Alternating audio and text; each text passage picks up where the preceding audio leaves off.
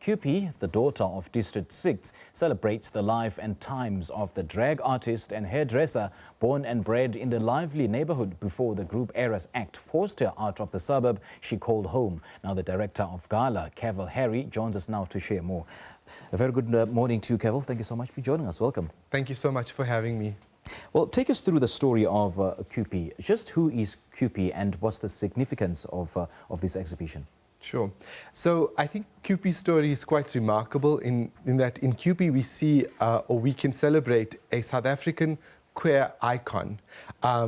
And I think Kewpie's story is pretty remarkable because through the photographs we get to learn about Kewpie and her sisters who existed in the District 6 community, who carved out a space for themselves within and a strong identity for themselves within the District 6 community, and were celebrated and relatively accepted. So the photographs that form part of this exhibition really share with us and give us a glimpse into their lives within the District 6 community. You know, the stories about their families, about lovers, about the exquisite balls that would be hosted. And I think it also really shares some of the sadness as a result of the District 6 community being broken up. And the fact that, you know, it wasn't only biological families that were broken up, it was adopted families, it was queer families, and how we get to reclaim that history by celebrating someone like Kewpie. How does the story of Kewpie resonate today? I think the story of Kewpie is really important, particularly for young black queer people in South Africa, because it provides us with a sense of visibility. And I think visibility is really important in knowing that we have always existed. So when people say that homosexuality is un-African, we say, no, there's the story of Kewpie which says to us that we've always been around, that we've always found our communities, and that we've always been resilient against the narrative. Yeah. So I think it's a very important message, an icon for young queer people currently. You know, Keval, there's over 700 photographic prints on display. I mean, just what does this collection reinforce in historical understanding? That's a very good question. So the exhibition kind of focuses on various aspects of Kewpie's life. There's the kind of personal life. Yeah. There's the salon, which was a central kind of focal point within the community. So a lot of people would go to the salon to have their hair done. And then there's obviously Kewpie in kind of the streets of Cape Town, and also Kewpie with friends.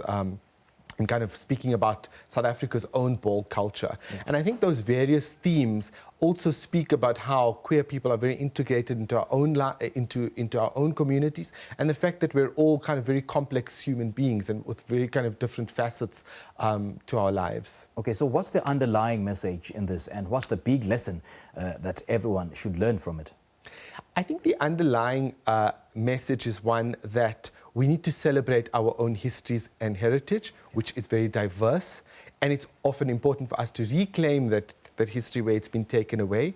But I think secondly, what the exhibition really speaks to in current, the current message is one of how we protect and fight against homophobia and transphobia, in kind of ensuring that a trans community today sees or there's a message around protecting, supporting, and also ensuring that there's a visibility. Yeah. So I think that message is very important to come out of the celebration and commemoration of Kewpie. You know, what has struck me is how people in the broader District 6 community do have some sort of a Kewpie memory that they cherish forever.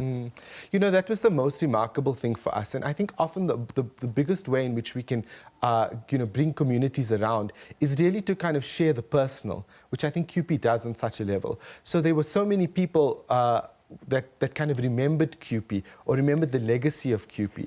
And I think if we can kind of embrace our diversity within our communities, that's how we bring about acceptance. So I think in today's time, there are still a lot of people that don't have acceptance from their families for being queer or being lesbian or gay or trans. And here's an important way of showing a message that acceptance is possible.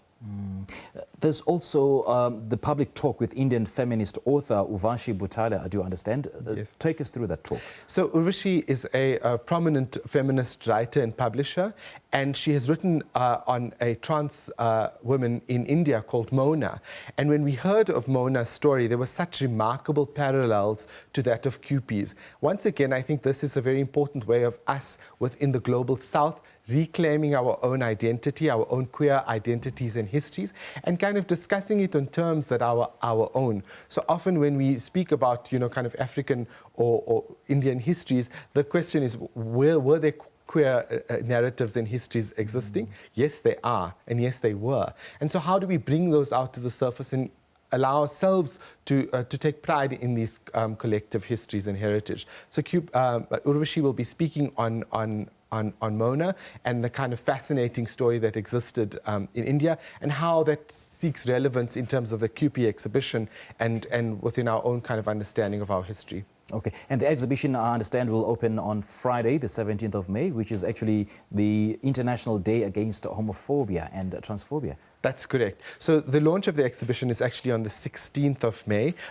but it coincides with the International Day Against Homophobia, Transphobia. Yeah. And that was very important for us to kind of commemorate both Kewpie's legacy, but also to indicate that there's a lot of work that still needs to be done in terms of acceptance. And we felt that Kewpie was the kind of right space in which to have that discussion and commemoration. All right. Keval, thank you so much for your time. We appreciate it. Thank you so much for your time. Okay. The Kewpie photographic collection found its way to Gala through Jack Lewis, who recognized the unique value of the photographs depicting the day-to-day life in District 6. Well, we just spoke to the director of Gala, Keval Harie. Well, we'll take a short break now. We'll be right back.